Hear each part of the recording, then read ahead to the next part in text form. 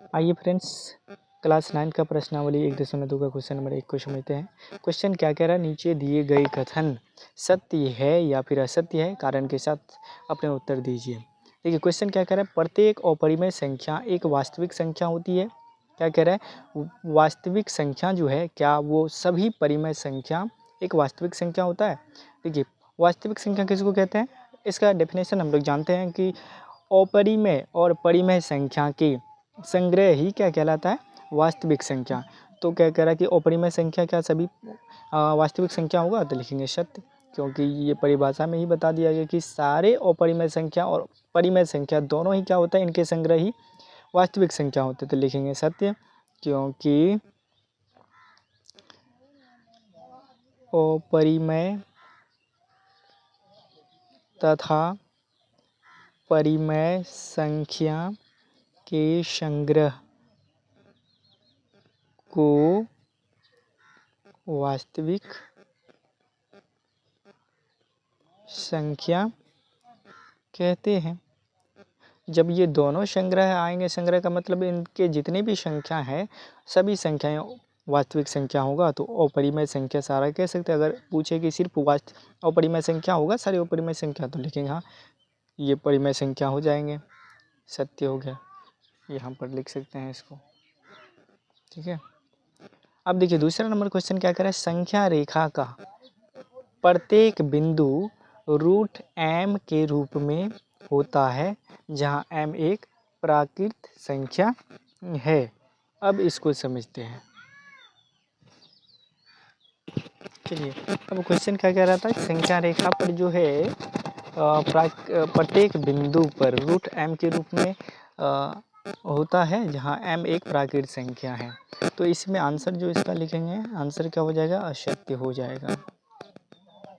अब देखिए असत्य क्यों हो जाएगा, इसका कारण भी दे देते हैं।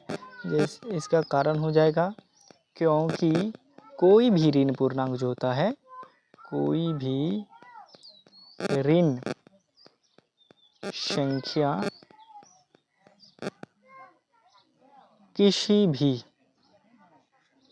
किसी भी प्राकृत संख्या का वर्गमूल नहीं हो सकता, नहीं हो सकता। बस इसका यही रीजन है। अब देखिए क्या कह रहा है कि संख्या रेखा पर प्रत्येक बिंदु को रूट m के रूप में होता है जहां m एक परिमेय संख्या, जहां m एक प्राकृत संख्या होता है। तो इसके कारण हमने क्या दिया है, ये असत्य होगा क्योंकि कोई भी ऋण संख्या जो है वो प्राकृत संख्या का वर्गमूल नहीं हो सकता है।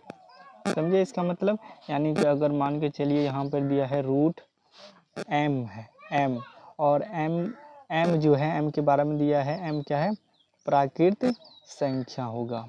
और क्या कह रहा है कि संख्या रेखा पर क्या करना है, इसको अंकित करना है, कहीं पर भी इसको संख्या रेखा पर अंकित करना है। और m जो है एक पूर्ण संख्या है। आइए क्वेश्चन नंबर 3 क्या कह रहा है, प्रत्येक वास्तविक संख्या जो है एक अपरिमेय संख्या होती है। तो इसका आंसर लिखना है, क्या हो जाएगा, ये असत्य। असत्य उदाहरण हमें दे देना है यहाँ पर, दो लिखना है, वास्तविक संख्या है, कारण दे देना है, किंतु अपरिमेय संख्या नहीं है, संख्या नहीं है। अपरिमेय संख्या किसको कहते हैं, जिसको p/q के रूप में लिख सकते हैं। ठीक है,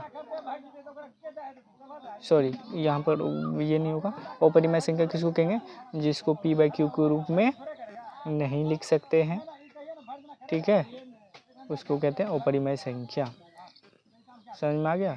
लेकिन दो जो है क्या है, ये वास्तविक संख्या है, लेकिन ये अपरिमेय संख्या है, अपरिमेय संख्या नहीं है, क्योंकि ये जो है ये एक पूर्ण संख्या है, यानी कि ये रूट के अंदर में नहीं आता है। सीधा सीधा याद रखेंगे, अगर कोई भी संख्या अगर रूट के अंदर आता है तो वो अपरिमेय संख्या कहलाते हैं। ठीक है।